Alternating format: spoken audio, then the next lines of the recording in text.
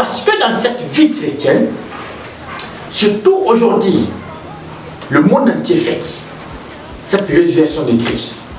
Qu'est-ce qui est ressuscité dans ta vie maintenant? Réfléchis. Qu'est-ce que tu dois abandonner? Le mensonge, le vol, la paresse. Alors, je suis encore très content d'être là à ce moment. Et parce qu'aujourd'hui, c'est la fête de Pâques. Et il faut le dire, et nous allons toucher un thème très important, qui est l'importance de la résurrection de Christ. Parce que ce qui fait l'objet de la fête de Pâques, c'est la résurrection de Christ. Alors aujourd'hui, nous allons faire ressortir cette importance de la résurrection de Christ. D'abord, nous allons commencer par quoi? La résurrection, par définition, c'est quitter de la mort à la vie. Alors vous voyez que la première personne ou la première personnalité à quitter de la mort à la vie, c'est Jésus-Christ de Nazareth. C'est lui qui a dominé la mort. Alors il est alors le prémisse de la résurrection. Donc aujourd'hui, nous allons parler de ce thème très important, l'importance de la résurrection. Alors, c'est tiré dans le livre de 1 Corinthiens, chapitre 15, à partir du verset 1er jusqu'au verset 19e.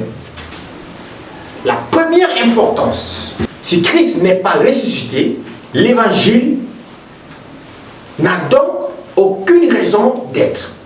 L'évangile n'a donc pas de sens en ce moment.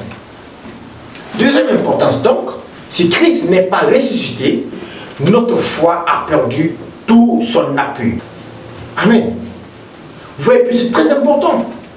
Et ce qui va venir confirmer d'ailleurs que Jésus-Christ est réellement le Fils de Dieu, c'est la résurrection. Si Christ n'est pas ressuscité, aujourd'hui, on n'allait pas y avoir la raison d'être. C'est ça le problème.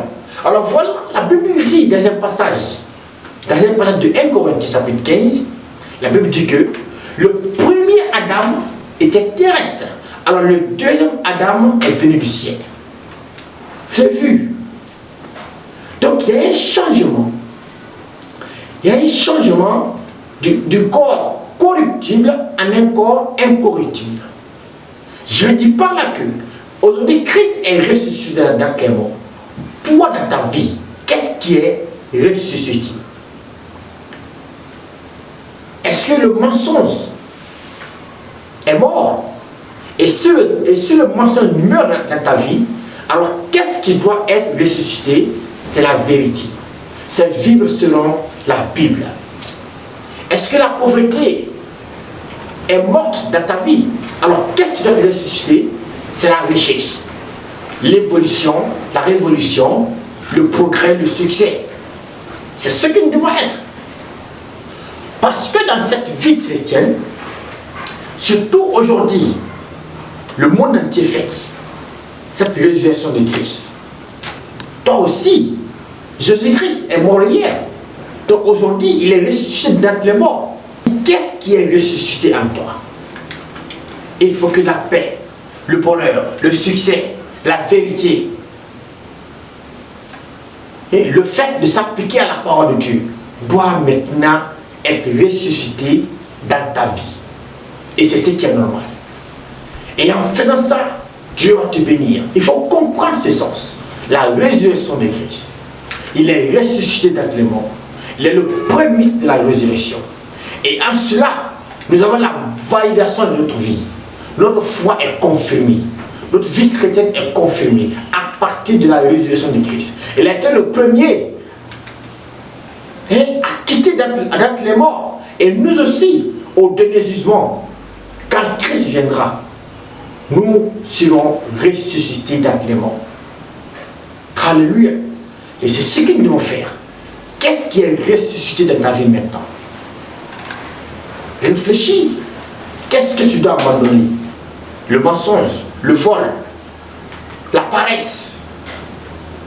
Tout ceci doit maintenant mourir dans ta vie et les nouvelles choses doivent ressusciter dans ta vie. Et c'est ce qui est normal. Donc, fils de Dieu bien-aimé, soyez bénis et comprenez ce message. Au nom de Jésus, Amen. Shalom.